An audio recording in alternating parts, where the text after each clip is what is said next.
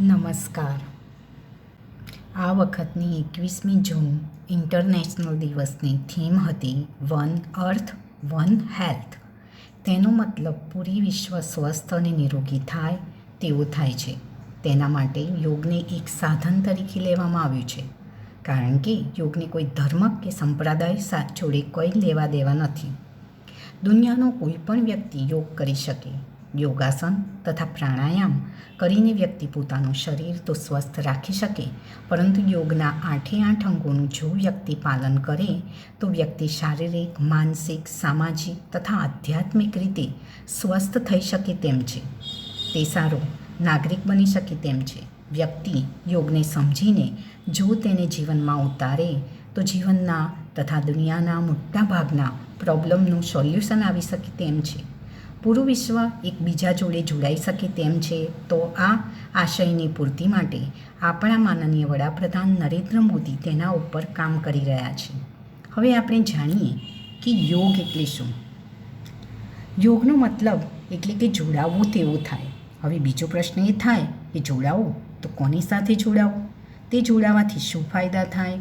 કોઈ પણ વ્યક્તિ કે વસ્તુ જોડે આપણે ત્યારે જ જોડાઈ શકીએ જ્યારે તે વ્યક્તિ કે વસ્તુને આપણે પ્રેમ કરતા હોઈએ.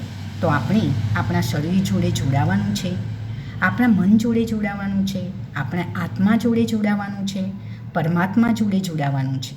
યોગનો મતલબ ખાલી આસનો કે પ્રાણાયામ કરવા તે નથી.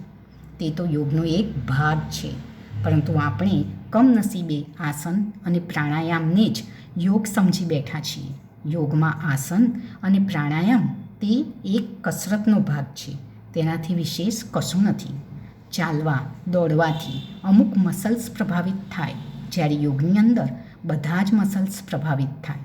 પ્રાણાયામથી તમારા ફેફસા સ્વસ્થ થાય, આટલો જ મતલબ છે. પોતાની જાત જોડે કે બીજા વ્યક્તિ જોડે જોડાવાથી કયા કયા ફાયદા થાય તેની વાત આપણે આગળ કરીશું.